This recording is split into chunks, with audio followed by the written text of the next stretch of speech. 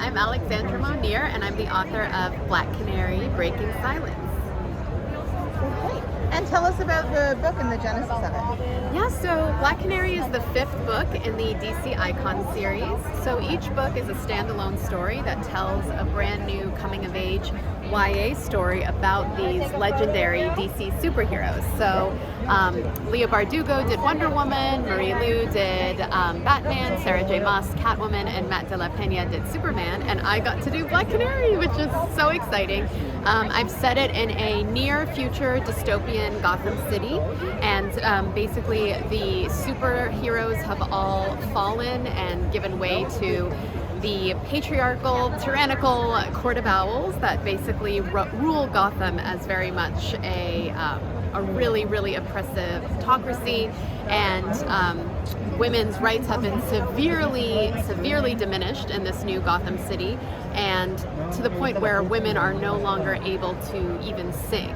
And all of a sudden, 17-year-old Dinah Lance discovers a very unusual gift of her own, which is through her voice. So yeah.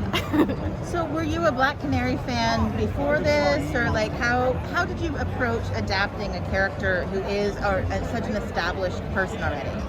I was definitely a Black Canary fan, but I feel like I got to know her so much better over the course of writing this book. I had so much fun basically reading all the old comics, going all the way back to like the 1940s when the character was first introduced, and then watching the different incarnations of her in Arrow and of course Birds of Prey. And so I read as much as I could get my hands on, and I was able to kind of filter through all of the material and really pull out things about the character that really resonated with me and try to create my own story. Do you remember the comic that got you into comics? The comic that got me into comics is probably Archie. Growing up, I loved Archie, Betty and Veronica, all of them. And then from there, I would follow my brother sometimes to comic book stores, and I, learned more about Marvel and DC, and I really connected with all the different DC female superheroes. That was really inspiring to me growing up. So getting to write one myself is just very exciting. And how long was the book creation process? It was pretty quick creating this book. I came up with the idea pretty seamlessly. Like it just, as soon as I was approached about writing something for Black Canary, I was really struck by the fact that her power is her voice, because so often women have kind of historically been silenced. So that's what led me to come up with the idea of this really oppressive, autocratic kind of regime in Gotham City, and what would happen to women in that kind of a society, and how would someone like Dinah Lance, the Black Canary, rise up and help all of the girls and women like discover their voices. So yeah. So your publication date sort of aligns, not necessarily fortuitously, but interestingly with what's happening in real life politics. Yeah. How do you feel that the recent decisions from the Supreme Court sort of inform and reshape the perception of a story like this? What's really wild about everything is that this book actually came out at the hardcover. The hardcover came out at the very end of 2020.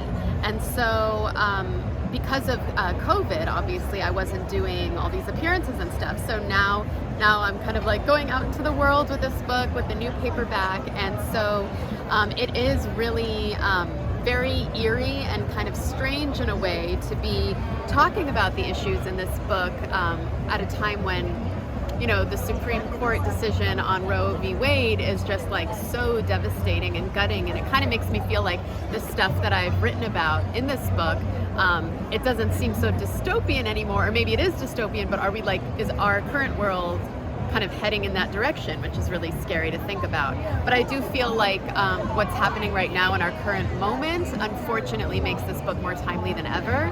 And I just, at the end of the day, the most important thing to me is to tell a great story, and I have a lot of really fun, classic Black Canary and Green Arrow adventure in this, and there's Birds of Prey, there's all the things that you hopefully love about Black Canary if you're a fan, but at the same time, there was a message in there that was something that really came from my heart, and that I feel like is kind of more timely and important than ever right now.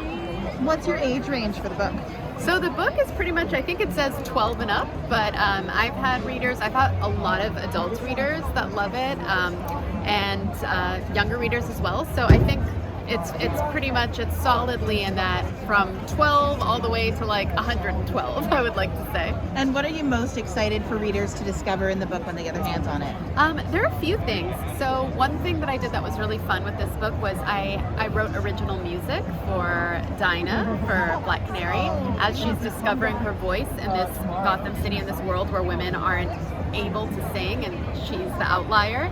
I wrote music for her because I have a musical background. That's what caused me to be someone that was thought of for this character. And so I wrote music for her that plays a really big part in the story, and so I'm excited for readers to discover that, and then they can go online and actually listen to the song, one of the main songs in the book, which is on the official book trailer, and it's up on Penguin Random House's SoundCloud as well. It's called The Black Canary Sings. I'm also really excited for readers to kind of see how I've reimagined the Black Canary and Green Arrow dynamic and slowly unfolding romance. And where can we find you online? So you can find me online at Alexandra Monir on Instagram and at Timeless Alex on Twitter.